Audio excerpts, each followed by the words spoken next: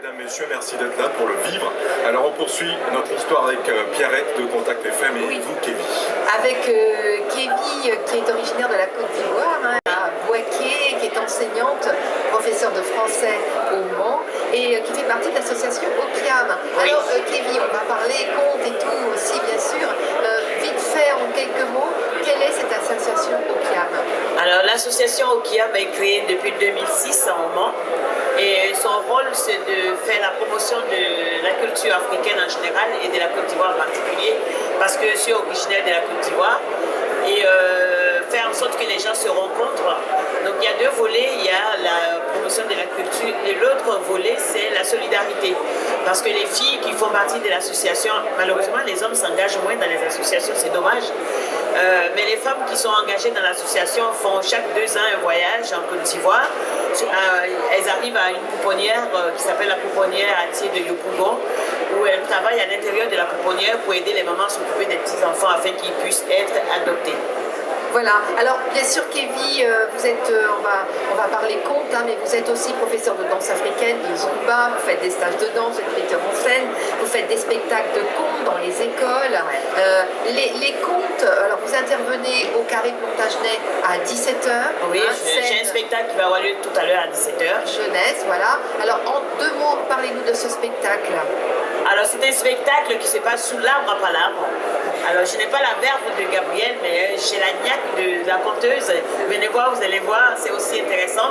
Et donc je me rappelle quand j'étais enfant, je partais au village et j'écoutais une grand-mère qui nous racontait des histoires et j'ai beaucoup été marquée par cette période de mon enfance. Et je suis arrivée en France et j'essaye de partager ce que j'ai vécu, qui était très fort, qui a façonné ma personnalité et qui a ouvert en moi ce pan du rêve qui est en chacun de nous et qui pour certains est fermé, mais malheureusement il faut l'ouvrir avec le conte. Oui, parce qu'en Afrique, en fait, la culture, c'est la grand-mère, c'est souvent les grands-mères qui s'assoient. Ouais, en tout cas, chez moi, j'ai fait partie d'une culture matriarcale, donc c'est la grand-mère, c'est les femmes qui sont vraiment des guerrières chez moi. Donc voilà, j'ai été bercée par les histoires, pas bernée, mais bercée par les histoires de ma grand-mère et de ma mère aussi. Alors, vous êtes convaincu, vous, dans cette culture, que le conte est important pour... Ah, moi, je suis convaincue du rôle... du rôle, comment je peux dire ça? Du conte dans l'éducation des enfants. Non seulement dans l'éducation, mais même dans la formation de notre personnalité. Le conte nous guérit de beaucoup de maux. Le conte, il nous guérit, il nous met en joie, il nous déstresse, il nous apaise. En fait, plutôt que d'aller voir un psy, écoutez des contes, lisez des contes, ça vous soigne tout aussi bien que d'être couché dans un canapé et de dépenser des sous. Voilà, donc c'est vrai que autour du conte, il y a tout l'imaginaire aussi qui rentre en jeu. Il y a tout l'imaginaire qui entre en jeu. Imaginez que dans le conte, on peut tout faire, on peut tout dire, on peut parler à Dieu. On peut parler aux animaux, on peut parler aux plantes, on peut tout faire. Comme disait Gabriel tout à l'heure, le conte, c'est quelque chose de formidable, d'extraordinaire, qui n'a pas de limite, mais qui n'a pas de limite dans le bien. Tout ce qui nous fait peur, tout ce qui nous prend aux tripes est dans le conte. Tout ce qui nous rend joyeux, tout ce qui nous rend mélancolique est dans le conte. Donc le conte, c'est vraiment tout. C'est le début, c'est la fin. Le conte, c'est le commencement, le conte, c'est la fin. Donc le conte, pour moi, c'est le maître mot de la culture. Comment vous faites, Kevin, pour justement créer et mettre en scène vos contes?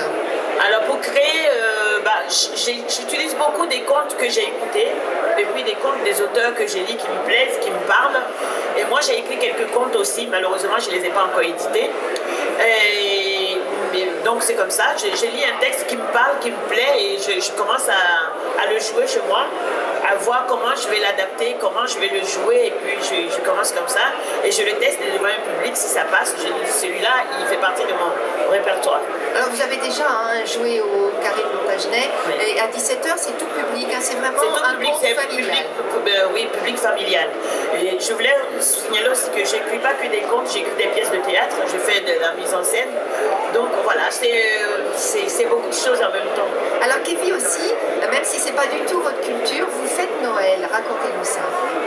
Alors, j'ai une histoire où j'ai dit qu'on fait Noël parce que La tradition ici veut qu'à Noël, il y ait des paquets, cadeaux qu'on donne aux enfants, mais nous, on ne connaissait pas ça de chez moi. En fait, on ne connaît pas. En ville, aujourd'hui, dans les capitales africaines, les gens connaissent parce qu'ils ont adopté la culture occidentale. Mais sinon, dans les villages, on ne connaît pas. Ce sont les enfants qui fabriquent des petits vélos, des petits camions avec des boîtes de conserve, des choses comme ça. Et j'ai utilisé ça pour dire qu'ils se font plaisir eux-mêmes aussi avec ça et que Noël, c'est le moment de la joie, c'est le moment de l'enfance, c'est le moment des cadeaux, mais c'est aussi le moment de la solidarité, de regarder l'autre, de partager avec lui, de vivre ensemble. Voilà, c'était ça que je voulais mettre à travers ce spectacle. Alors, moi, je voulais justement voir, vous parler d'animaux, vous parlez, et j'ai vu qu'il y avait des réactions chez les uns et les autres. Donc, vous avez la même façon de voir les contes tous les trois, Kevin et Gabriel Kinsa, oui. Évidemment. Oui, Également. je pense que oui, comme le disait tout à l'heure Bernard, tous les peuples ont écrit des contes. La particularité de nos contes à nous, c'est qu'on s'adresse beaucoup, énormément aux animaux. Et en fonction des régions, vous allez trouver un animal différent qui est plein de malice. Nous, c'est l'araignée, vous savez pourquoi? Qui s'appelle Kako Ananzé, il a même un nom d'être humain. Vous savez pourquoi l'araignée, l'être le plus malin? Il était une fois, Dieu avait demandé aux animaux de se réunir pour désigner le plus malin. Parce qu'on connaît le roi des animaux, c'est qui?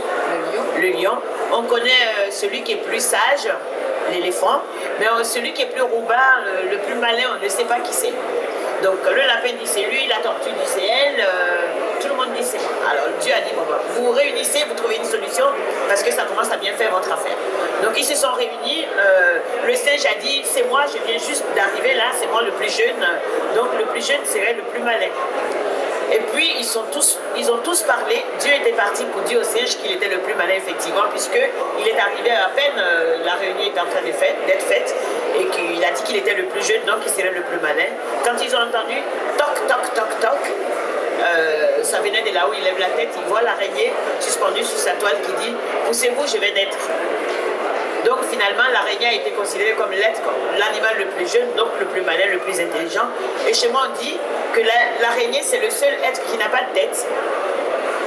Vous voyez l'araignée, vous ne voyez pas sa tête, mais c'est l'être le plus intelligent dans la gente animale. Voilà. Réaction, Gabriel Kinsa? Oui, mais souvent aussi, on n'instaure pas de hiérarchie entre les êtres et les choses. Et donc, du coup, un animal peut être un humain. L'humain est considéré en même temps comme un animal. Donc, on s'identifie à tel ou tel animal. Et quelqu'un peut avoir chez lui, comment tu appelles ça déjà le rat de terre. Le rat de terre peut avoir chez lui le rat de terre qu'il va envoyer aller chercher de l'argent ou autre chose. Mais il peut avoir aussi le python, il peut avoir aussi le crocodile. Et donc on s'identifie à tout ça. Sinon quand on arrive dans certaines histoires, par exemple, quand on dit qu'il y a longtemps, très longtemps, les humains, tout comme les animaux, habitaient tous dans la forêt. Et puis un jour, les humains se sont dit non, mais nous, la forêt, ça ne nous contient plus, on va aller sur la montagne. Ils sont allés sur la montagne herbeuse. Ils habitaient là-bas, mais parce qu'au départ, il fallait bien choisir quel régime alimentaire on allait avoir. Et donc, évidemment, les humains, à l'époque, c'était que des carnivores. Et donc, pour avoir de la viande, il fallait bien qu'ils retournent dans la forêt. Et bien, quand ils arrivaient dans la forêt, ils tuaient le premier animal qu'ils voyaient. Et les animaux, non, ils se sont dit, mais c'est pas possible, on va pas se laisser faire. Et les animaux ont créé une espèce d'organisation qu'ils ont appelée l'organisation de l'unité des animaux, en abrégé OUA. Et donc, quand ils ont fabriqué cette chose, et donc ils se sont dit, mais bon, il va falloir aller discuter avec l'homme. Mais il fallait choisir un animal qui pouvait aller discuter avec l'homme. Et ils ont choisi le chien. Et le chien est envoyé au royaume des humains. Le chien arrive le soir, et tout le monde crie, ah, il y a un chien, il y a un chien. Mais on dit, mais comment le chien, qu'est-ce qu'il vient chercher? Il veut se faire manger. Le chien dit, non, non, ne me mangez pas, j'ai quelque chose à vous dire. Alors on l'amène auprès du roi. Le roi dit, écoute, il fait tard, tu vas dormir, et demain matin, on va réunir le conseil, tu vas dire ce que tu as à dire. Et naturellement, on lui a montré où dormir. Et on lui a donné à manger. Et quand il a mangé ce que les humains mangent, le chien n'a pas pu dormir. Toute la nuit, il a essayé de savoir qu'est-ce qu'on lui avait donné à manger. Bon, alors le jour levé, ben voilà, on réunit tout le monde, on dit non, mais le chien a quelque chose à nous dire. Alors là, le chien dit, mais oui, avant de vous dire ce que j'ai à dire, j'aimerais bien que vous me disiez qu'est-ce que vous m'avez donné à manger hier soir. On lui dit, mais le roi naturellement se tourne vers sa femme préférée, il dit, mais je lui ai donné du gigot d'antilope. Le chien dit, quoi? L'antilope? Mon voisin là? C'est bon comme ça? Bon, écoutez, c'est moi aussi venu nous voir parce que là-bas on a créé ce qu'on a appelé l'organisation de l'unité des animaux. Mais moi, ils m'ont envoyé ici. Mais moi, comme j'ai mangé ce que vous mangez, je ne veux plus retourner là-bas. Je veux rester avec vous. Mais je sais où est-ce qu'ils se cachent. J'irai avec vous. J'irai les débusquer et vous, il ne sera plus qu'à les tuer. Alors l'homme a applaudi. Et quand l'homme a applaudi, le chien a cru qu'il était devenu le meilleur ami de l'homme. Sauf que quand l'homme amène à manger, le chien, on lui jette ça par terre. Et le chien ne peut plus retourner dans la forêt parce qu'il avait trahi les siens. Voilà, donc c'est ce qu'on appelle l'organisation de l'unité des animaux, en abrégé. OUA. Très bien. Merci beaucoup, merci à tous, on peut l'applaudir. Merci à vous tous qui nous... Et en même temps l'organisation de l'unité africaine. Donc comme quoi le conte c'est quelque chose d'extraordinaire, on peut faire passer plusieurs messages. Alors très vite, on a peu de temps, 30 secondes chacun. Alors l'avenir du conte à l'ère des nouvelles technologies, il y a encore de l'avenir. Kevin? Il y a plus que de l'avenir. Moi, je suis surprise, je suis émerveillée, je suis contente de constater, c'est ce que je disais aux enfants vendredi quand on s'est rencontrés, de constater que malgré tout ça, j'ai demandé aux enfants avec qui je racontais s'ils avaient tous des portables. Des enfants des CM2, ils en avaient tous. Et pourtant, ils étaient tous là à nous écouter. Donc, je suis rassurée de voir que le conte traverse les périodes, les époques, les turbulences et tout ce que vous pouvez imaginer comme évolution et que le conte demeure. Il faut qu'on fasse en sorte que le conte demeure parce que le conte est en lien étroit avec notre âme. Vous ne direz pas plus, Bernard? Je dirais pas plus, je veux dire que le conte c'est de la magie. Or, que rechercher les enfants? C'est pas du vécu des choses pour moi, c'est de la magie, c'est de se transporter dans le fabuleux. Donc, je suis totalement d'accord avec Estelle, le conte a beaucoup d'avenir dans notre société. Et comme dirait mon grand-père, le conte c'est la vie. On ne sait pas quand est-ce que ça a commencé, quand est-ce que ça va finir, comme ça ne finira jamais. Et donc nous sommes dedans. Le conte c'est la vie. On était en direct dans ce conte radiophonique sur Radio Alpa et Ornithorynque. Merci beaucoup de nous avoir suivis. Le plateau consacré donc aux contes et légendes du Congo. Bravo à Kevin, Gabriel Kinsa et Bernard Kaloulou. Bravo aussi au public qui a assisté à ce plateau. Prochain rendez-vous avec les radios de la Frama à 14h30 dont le thème est prise au piège. Et je vous précise que vous pouvez nous écouter en direct sur Internet. Le site internet radio-frama.fr.